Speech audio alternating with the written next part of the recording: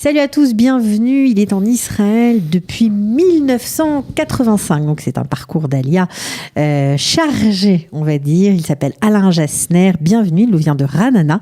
On est ravis de t'accueillir. Salut Cathy et bonjour à tous. Comment ça va ? Super. Bon, alors tu as vécu à Strasbourg. Ah ouais. Et pour toi, il était évident que monter en Israël, c'était la suite logique de ton parcours. Bah ouais, j'ai grandi dans un ghetto. Tu peux y aller, vas-y. Voilà. Un ghetto, ça veut dire quoi ? Tu connais Strasbourg ? Pas trop, j'avoue. À Strasbourg, il y a 2-3 ghettos comme ça, où il n'y a que des juifs. D'accord, ça veut Alors dire... voilà, le quartier de la synagogue, la rue Sélénique, la rue Oberlin, tout ça. Ça, c'est pas le mien. Il y a l'autre ghetto, la rue Schweigozer, la rue Herder, la rue Fischart, la rue Wimpfling. Et ensuite, tu as le quartier des musiciens. Donc moi, j'ai grandi dans un de ces 3 ghettos.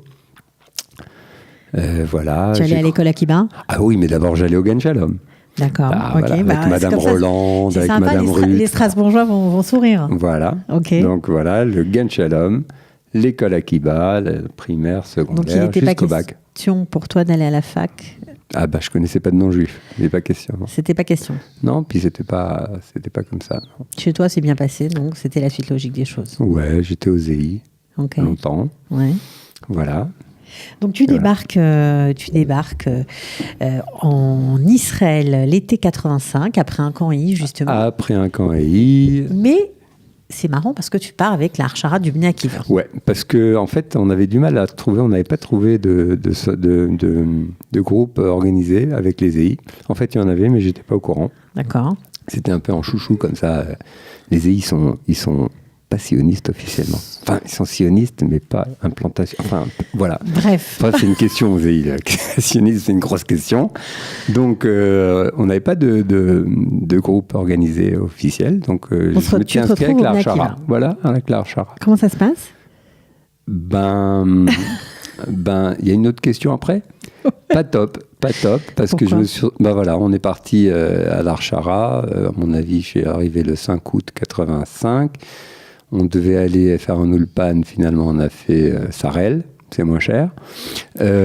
Ensuite, nous avons foutu un kibbutz à Kfar Etzion, c'était très sympa, les gens étaient très sympas. On m'a donné à travailler avec un monsieur qui était pas gay, qui était même très triste. Je me levais très tôt le matin, j'allais travailler dans le Noy, enfin je sais pas ce que je faisais, j'arrangeais les tuyaux d'arrosage, j'adorais pas. Et puis, je me suis fait des copains, mais j'ai pas adoré du tout le programme. Donc tu t'es dit, je vais pas rester là. Voilà, après 3 semaines, j'ai... C'est rapide quand même. Ouais, non, on fait vite.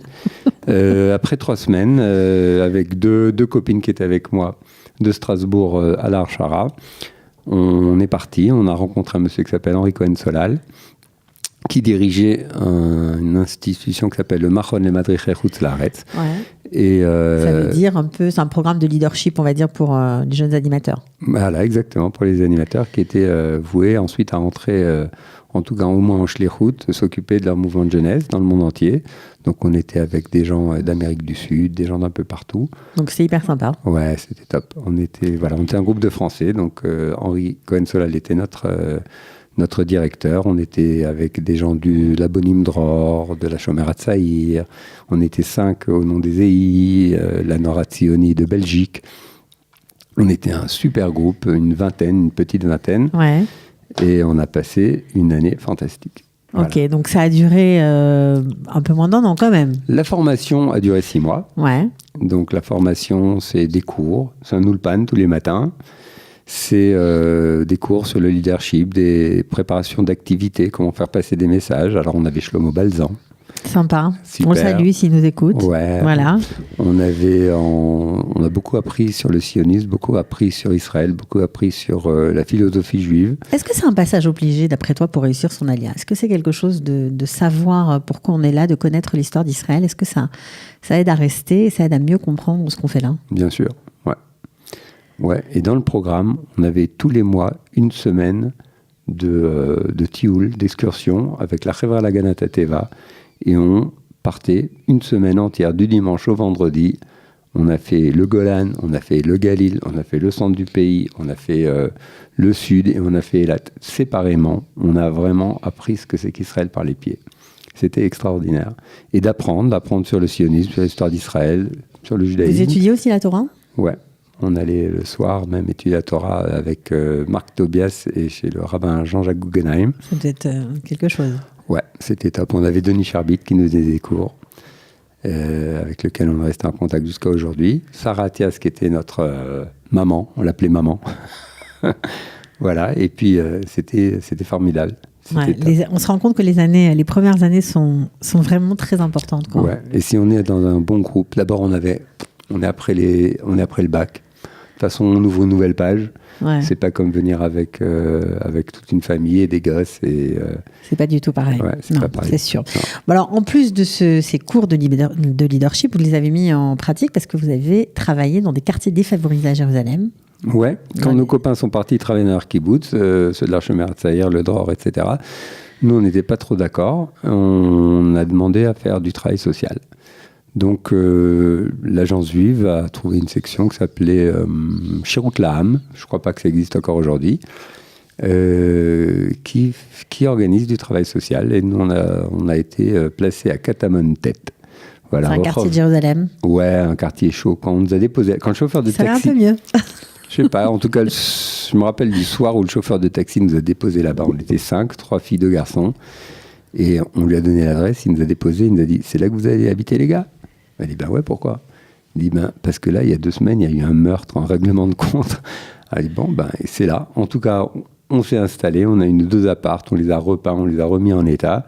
Vous on était intégrés dans la vie du quartier. Et on était les rois dans le quartier. C'est vrai? Les rois, on travaillait au Matnas du quartier l'après-midi. On donnait des cours de rattrapage, on s'occupait des gosses du quartier. Vous étiez appréciés, quoi. Ah, on était adorés. Ouais. On était adorés, ils venaient nous voir le soir. En journée, on travaillait. Moi, j'étais jardinier d'enfants dans un GAN israélien, ouais. Dirigé par une francophone à l'origine, mais un GAN de la méthode, qui travaille sur la méthode Montessori. Le matin, on travaillait le soir à Baitram, tous, qui a été créé donc par Henri Cohen-Solal et sa bande. Dominique, enfin, voilà, quoi. On a passé quelques mois extra. D'accord, donc ça c'était l'atterrissage, on va dire. Ouais. Après, tu es reparti en France ou pas? Parce que normalement, tu devais 1 an de Shlirut. Ah non, moi je fais les choses comme elles sont écrites. D'accord. Non. Moi, donc tu repars aux EI. Mais d'abord j'étais à l'armée. D'abord l'armée. Ouais. Avant la Shlirut. Ah bah oui, avant la Shlirut, l'armée, le Nahal, dans un programme de Mahal, des Mitnat Vetrut, Slaret. Voilà, on a C'était un choc l'armée ou pas? Après cette année de détente, on va dire.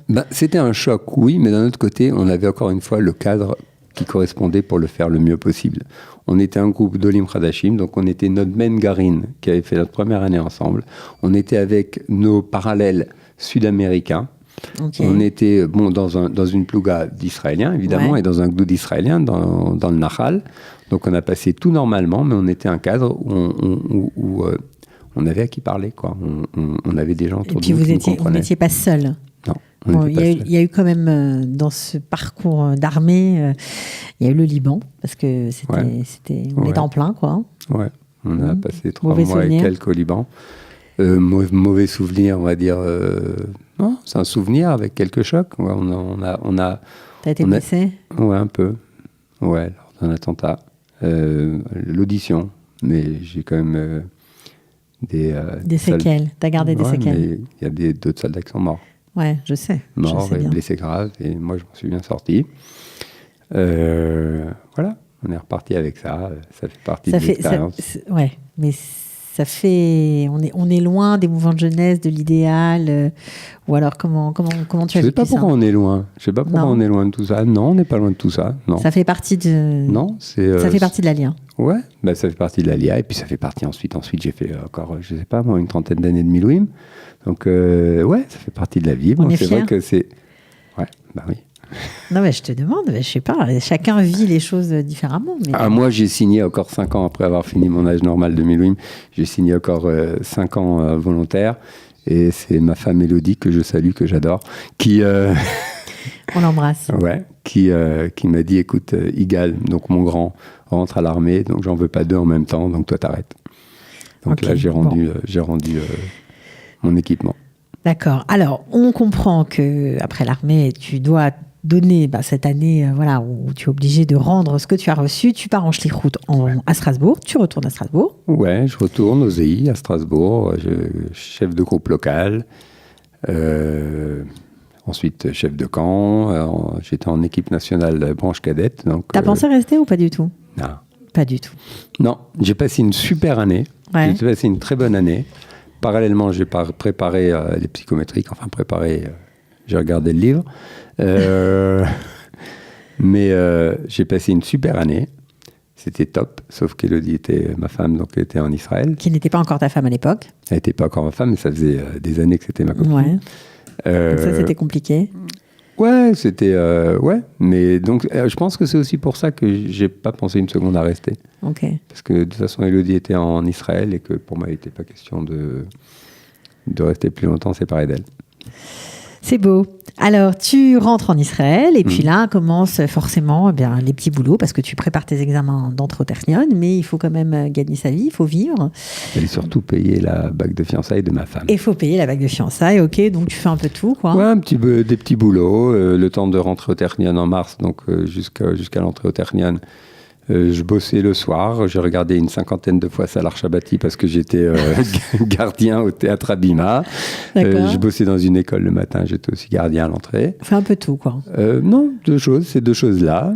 Le temps de rentrer au Technion. Je suis rentré au Technion sans Mechina, sans rien, j'étais accepté. C'était comment ces 4 années d'études au Technion en tant qu'ingénieur C'était sympa, c'était dur, c'était coloré. C'était très sympa. Ok. C'est chouette avec lui parce que tout est sympa, j'adore. Écoute, c'était sympa parce qu'on était encore une fois, on n'a jamais été seul. On n'a jamais été seul, ouais. Et puis, bon, on a fait les mouvements de jeunesse, on ne sait pas ce que c'est qu'être seul plus qu'un quart d'heure, quoi. On a tout de suite des copains. On a des bonnes relations sociales. Exact, ça aide. Ça aide. Et donc, je suis rentré au Technion. Élodie était à Bar-Ilan. Ma femme était à Bar-Ilan.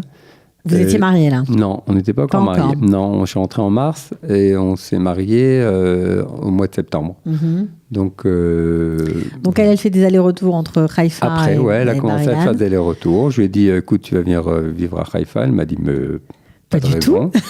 Je viens pas comme ça. Je dis là on va se marier. Voilà, donc on a annoncé à nos parents qu'on se mariait. Elle a envoyé une lettre à mes parents. J'ai envoyé moi une lettre au sien. Ça s'est fait comme ça. Ouais, on s'est fiancés à Pessah et on s'est mariés au mois de septembre. Ouais.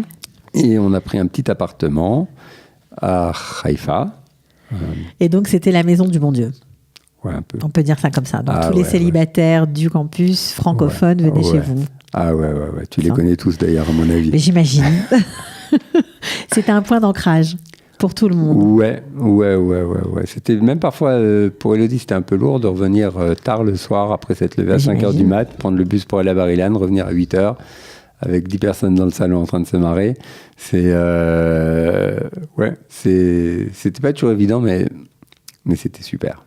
En gros, je pense aussi pour elle. C'était bien. C'est là qu'on s'est fait nos vrais amis. C'est sûr. Alors, non seulement des vrais amis. Alors déjà, c'est pas toujours, on va dire, c'est pas le cas de tous d'être étudiant et marié, mais en plus, vous avez été parents, étudiants et mariés. Ouais. Enfin, ça te paraît logique, mais vous avez aussi un enfant. Ouais, Igal, il est né au mois d'août. Il est né au mois d'octobre 1992. Ok. Donc pendant les vacances, juste avant les vacances. D'ailleurs, il est né. J'ai passé la fin de 6 derniers mois d'études au Technion avec un gosse dans les bras. Et c'était super aussi. Ça aussi, c'était bien. Ouais, parce que c'est la fin des études. On a des petits travaux à faire encore, à rendre. Un cours par-ci, un cours par-là. On a du temps, puis on pouponne, et puis on va se promener au jardin, et puis on voit les copains avec aussi un petit gosse. Et j'avais mon frère aussi à Haïfa avec sa femme. Ils avaient aussi une petite fille à l'époque. C'était de bons moments. C'était des années étudiantes et c'était très très bien. Bon alors après, quand on est étudiant, qu'on a vécu comme ça un peu les uns avec les autres, on quitte le Technion, il faut s'installer. Comment on choisit sa ville d'intégration ? Alors, pour nous, ça n'a pas été très difficile parce que Élodie avait des cousins qui étaient aux États-Unis, en Schlichrout, pour le boulot, en relocation. Et ils revenaient de Boston. Et juste avant de revenir, ils sont venus à Haïfa nous voir. Et ils nous ont dit, vous êtes notre seule famille en Israël. Et donc, on va habiter ensemble dans la même ville. On a regardé un petit peu Jérusalem. On s'est dit, non, Jérusalem, il y a beaucoup de francophones. On va essayer de trouver une ville où il n'y a pas trop de francophones. Donc, on a cherché avec eux. Puis, on a trouvé une ville qui s'appelle Ra'anana. Ça a bien changé depuis. Ça a changé depuis. On est arrivé à Ra'anana, c'était pas qu'on était contre les francophones, mais on pensait que de choisir une ville où il n'y avait pas trop de Français nous permettrait de nous intégrer rapidement dans le milieu israélien. Vous n'étiez pas encore intégré malgré l'armée, malgré les études en hébreu, etc. Ça suffisait pas ? Je ne sais pas ce que ça veut dire intégrer. Nos copains, c'est des francophones. En gros, même encore aujourd'hui, la plupart de nos copains sont des francophones. Donc, si l'intégration se juge au nombre de copains et leur langue, alors on n'est pas intégré. Je ne pense pas qu'on ne soit pas intégré. Je pense qu'on est intégré parce qu'on travaille en Israël. Vous travaillez en hébreu, vous allez voir des films en hébreu, vous lisez en hébreu. Ouais. Donc on peut avoir aussi... Il faut décomplexer les gens. C'est bien avec toi, on décomplexe les gens. On peut avoir des copains français et être complètement intégré. Mais de toute façon, c'est une culture. Les Israéliens, d'abord les Israéliens par exemple, ils ne reçoivent pas le Shabbat. Ils sont en famille. Okay. Pour eux, au soir, c'est la famille. C'est parce que c'est que recevoir des copains. La première fois qu'on a invité des Israéliens, des parents des copains de nos gosses, le Shabbat à la maison, pour dire, vous recevez le Shabbat des gens. C'est pas quelque chose d'évident. Ouais, c'est une autre culture. C'est une autre culture. Et puis voilà, on se retrouve, nos vannes, notre humour, notre cynisme. Ça passe pas chez tout le monde. Non. C'est vrai. Ok. Voilà. Bon, alors. Mais c'est pas grave. Hein. Mais non, c'est pas grave. Alors, tu t'installes à Ra'anana, enfin en famille, vous installez tous à Ra'anana. Ouais. Comment ça se passe ? Il n'y avait pas grand-chose à l'époque. C'était une ville. On va pas dire que c'était pas grand. Il n'y avait pas grand-chose. On avait quelques copains. On avait quelques couples de copains. Il y avait une quarantaine de familles françaises, pas plus. 40, 50, ouais. Ouais. Il y avait le Merkaz Klita qui avait sa petite synagogue de francophones. Et puis voilà, il y avait 40, 50 familles françaises, peut-être un petit peu plus. En tout cas, c'est pas ce que c'est devenu aujourd'hui. Voilà, la recherche du travail. J'ai tout de suite trouvé un petit emploi en tant qu'ingénieur dans une société. Ça n'a pas duré longtemps, 6 mois. Ensuite, j'ai passé un entretien dans une boîte beaucoup plus sérieuse. Je suis ingénieur en mécanique. Ouais, parce que tu ne nous l'as pas dit. Ouais, je vous le dis, je suis ingénieur en mécanique, spécialisé en robotique, en automatisme industriel, en contrôle. Voilà, donc on cherchait une société. D'abord, à Jérusalem, c'est pas question, il n'y a pas de société du tout dans ce... À l'époque. À l'époque, il n'y avait pas de société dans ce domaine-là du changé. tout. Ouais, peut-être, ouais. Mais donc, ensuite, j'étais pris dans une boîte sérieuse, une grande boîte en Israël. Ça a duré 2 ans. Après 2 ans, avec 3 collègues, on a ouvert une boîte à nous. T'avais le rêve de monter ta start-up ? Ouais, en 96, on était jeunes, on a dit, allez, on y va. On monte une boîte, on a monté une boîte, ça s'est bien passé, ça a duré 2 ans et quelques. Et après 2 ans, il y a le grand patron d'une société qui s'appelle Elko, qui est venu me voir et qui m'a dit, pas que moi, qui est venu nous voir tous et qui a dit, les gars, on vous embauche. On vous prend. On a besoin de vous et on vous prend. Alors Elko, c'est devenu Electra aujourd'hui, pour ceux qui connaissent. Donc, voilà. Ouais, Elko appartient au groupe Electra, mais on a changé les noms pour des raisons de MeToo, comment on appelle ça De marque. De marque, voilà. Voilà, exactement. Donc tu as arrêté ton aventure Ouais, on a une bonne sans proposition. Regret Non, sans regret, non. Et vous avez accepté la promotion de cette boîte, vous êtes rentré. Voilà. Toi, tu es rentré. Moi, j'ai accepté le challenge. Je suis rentré comme directeur des opérations d'un département qui est devenu une division. Ensuite, on a racheté des autres activités d'autres boîtes. On a racheté d'autres boîtes. Et ça dure depuis 20 ans. Et ça dure depuis 20 ans. Alors ça, je ne sais pas si c'était une chose idée. très intelligente de ma part. Qu'est-ce que tu conseillerais à des Olim Kardashim qui t'écoutent et qui sont peut-être bien dans leur, avant de dans parler, leur job d'abord, je leur conseille de travailler en hébreu et de prendre du boulot. Et même s'il faut prendre du boulot qui n'est pas exactement leur niveau au départ, de rentrer en Israël par le marché du travail et par l'apprentissage de la langue. Ok. Donc, ça, mais une fois qu'ils sont dans une boîte en poste, comme toi tu l'étais... Une fois qu'on est dans une boîte en poste, je pense qu'il faut se renouveler. Qu'il faut changer tous les 5 ans. Je dirais qu'au départ, il faut changer tous les 5 ans. Il y en a même qui disent tous les 3 ans. En high-tech, on parle de tous les 3 ans. Moi, je ne pense pas. Je pense qu'il faut 5 ans. Ça permet d'ouvrir les réseaux, ça permet de se diversifier, ça permet de travailler avec des gens chaque fois qui travaillent différemment. Parce que donc moi, on apprend à chaque fois. Ouais, moi, je peux dire que sur moi, par exemple, on est dans une mentalité de travail, on appelle ça le DNA de la boîte. Donc, on a une mentalité de travail. Et après 20 ans, c'est du lourd, quoi. C'est-à-dire, on travaille que d'une certaine façon. Ok. Voilà. Ok, voilà, on profite, on a des conseils d'un olévatique, comme on dit, d'un ancien immigrant. Ok, donc tu as continué et tu continues toujours à bosser là-bas. J'imagine que tu as évolué au fur et à mesure des années, tu as changé de poste, etc. Ouais. Enfin, j'ai fait un temps dans la boîte, mais c'est pas du tout tous les 5 ans. J'ai changé de poste. J'ai évolué dans la boîte. Une boîte, j'étais responsable au départ de 5 personnes ou 6 personnes. Pour arriver à une 50aine de personnes sous ma responsabilité. Donc la boîte a grandi, on est rentré dans d'autres domaines, dans d'autres activités. Donc j'ai grandi, mais c'est resté dans le même groupe. Ouais, ok, on a bien suivi. Alors, comment vont tes enfants? Voilà, justement, parce que vous avez eu des enfants en Israël. Ils se sont complètement intégrés, ils sont complètement israéliens, parce qu'aujourd'hui, on entend beaucoup de francophones qui disent que, malgré tout, leurs enfants, c'est très long, l'intégration, parce qu'ils sont beaucoup dans les écoles, dans des classes avec des francophones, etc. C'est pas simple. Et on parle pas de ma femme. Eh ben, il y a un problème. Tu parles de mes enfants. Et on parle pas de ma femme. C'est bien, il est toujours amoureux, c'est formidable. Bah ouais. Heureusement. Non, mais on va y venir, mais comment ça se passe? Comment ça s'est passé pour eux? Ils sont complètement israéliens aujourd'hui? Mes enfants, d'abord, le grand, Igal, qui a aujourd'hui 26 ans, qui est marié, pour lui, il avait honte. D'abord, il avait honte Atem Atzarfatim. Ah, il avait honte d'être Atem Atzarfatim, ouais. Il avait honte de notre accent, il avait honte qu'on soit français. Donc, il s'est un peu caché. Donc, il est très israélien. Il est très israélien. D'ailleurs, au point de vue de la langue, je pense que c'est lui qui a eu le plus de mal à garder le français d'une façon légère, d'une façon zorem, voilà, fluide. Mes gosses, ils ont leurs copains. Leurs copains, il y a de tout. En fait, mes gosses, c'est mon nom. Il y a de tout. Voilà, parce qu'en gros, depuis qu'ils sont petits, ils partent tous les ans aux EI avec le groupe local Renarade en France. Donc ça leur a donné, ça leur a renforcé leur attache à la France, à la culture française, au pluralisme français, à la façon de vivre le judaïsme en France. Et d'un autre côté, parallèlement, à l'école, ils avaient des grosses attaches avec des copains israéliens de tous bords. Donc en fait, ils sont restés très, très, très pluralistes dans leur relation, dans leur rationnel. Donc il ne faut pas avoir peur de mélanger les genres, au contraire. Ben non, au contraire. Au contraire, ça ne fait qu'enrichir. Bien sûr. Et donc, mes gosses, ils ont grandi dans des milieux, dans les écoles mamlarti-dati israéliens. Ils ont fait certaines écoles, d'autres écoles ensuite pour le secondaire. Puis ils ont fait l'armée. Igal était dans les Tzantranim.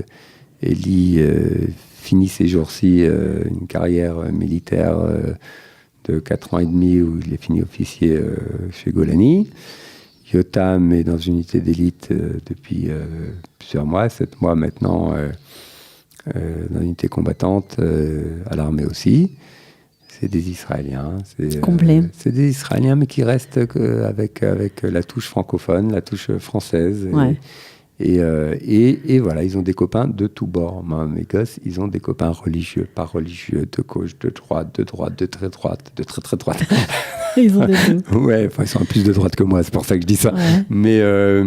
Mais ouais, ils sont restés, ils n'ont pas perdu le côté... Ce côté pluraliste. Ouais, le côté français pluraliste, et ça, je suis très content. Très, très content. Bon, on n'a pas beaucoup parlé d'Élodie, mais on l'embrasse, voilà. J'espère qu'elle viendra nous voir, elle aussi, pourquoi pas. Bah ouais. Ça nous fait plaisir. C'est aussi une belle histoire d'Alia. Elle a vécu en parallèle. Des fois, on a des choses qu'on a vécu la même chose. On n'a pas vécu la même chose. Elle était plus esselée quand elle a fait son Alia. Elle était en appartement. Je ne sais pas si elle avait un... elle nous racontera. Elle vous racontera, ouais.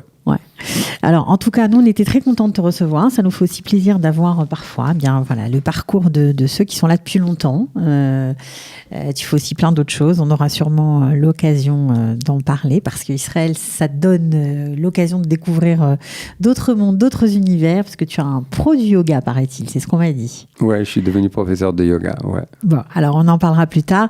Merci beaucoup d'être venu, Alain. Merci à vous. Et à très bientôt. Il me vous voit maintenant, j'adore. À bientôt. Allez, ciao. À vous tous, quoi. Allez, à bientôt. Bye bye. Bye bye.